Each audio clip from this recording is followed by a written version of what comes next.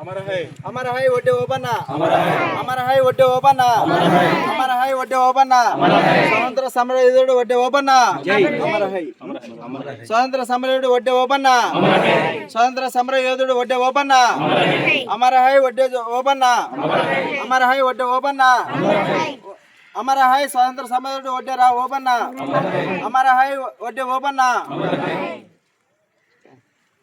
ఈరోజు మనము ఎవరైతే ఈ దేశం కోసము ఈ దేశంలో రైతులు బాగుండాలని రైతుల యొక్క బాగోగుల గురించి రైతుల నుంచి అతి ఎక్కువగా పన్నులు వసూలు చేసేటప్పుడు బ్రిటిష్ వారిని ఎదిరించినటువంటి మహాయోధుడు వడ్డే ఓబన్న గారు వడ్డే ఓబన్న గారి జన్మదినోత్సవం సందర్భంగా ఆయనకి ఈరోజు మనము శుభాకాంక్షలు తెలుపుతూ మీ అందరికీ వడ్డె ఓబన్న గారి జన్మదినోత్సవం శుభాకాంక్షలు తెలుపుకుంటున్నాను.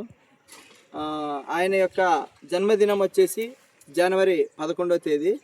కాబట్టి ఈరోజు ఇంత స్వేచ్ఛగా మన యొక్క ఆటలు పాటలు అయితేనేమి మనము ఇంత స్వేచ్ఛగా మనకు రావాల్సినటువంటి ఏవైతే చదువు వైద్యము అదేవిధంగా మన రోడ్లు కానీ మనకు నీళ్లు కానీ లేకపోతే మన పంటలు పండించుకోవడంలో కానీ ఇట్లాంటివి ఏవైనా జరుగుతున్నాయంటే అలాంటివన్నీ జరగడానికి కారణము చాలామంది ఉద్యమం చేసింటారు, చాలామంది స్వాతంత్రం కోసం ప్రాణాలు అర్పించుంటారు.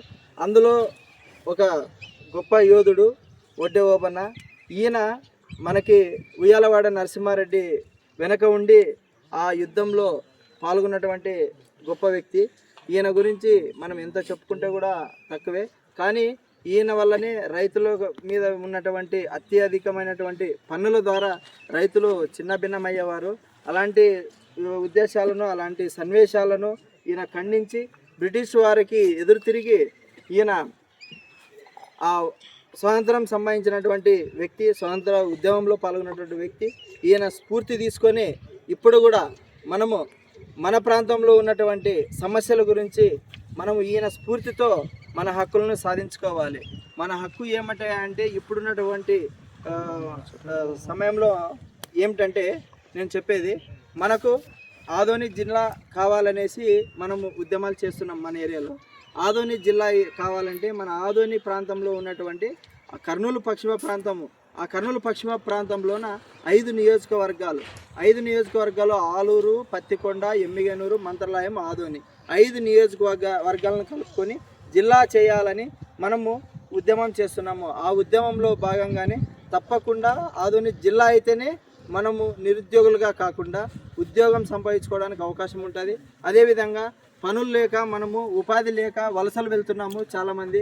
ఆ వలసలు వెళ్లకుండా ఉండాలంటే ఆదోని జిల్లాతోనే సాధ్యము. అదేవిధంగా మన ప్రాంతానికి నీళ్లు కూడా కరువు, మన పొలానికి నీళ్లు ఏమైతే ఏమో కానీ తాగడానికైనా నీళ్లు సరైన లేవు మనకు. అలాంటి విషయాల గురించి కూడా మనము తప్పకుండా ఉద్యమించాలి. ఆ ఉద్యమంలోనే మనము ఎవరి స్ఫూర్తి తీసుకోవాలంటే వడ్డే ఓబన్న గారి స్ఫూర్తి తీసుకొని మన హక్కుల్ని మనం సాధించుకోవాలి. మన పిల్లలకి చదువు కావాలి, మనకు వైద్యం కావాలి.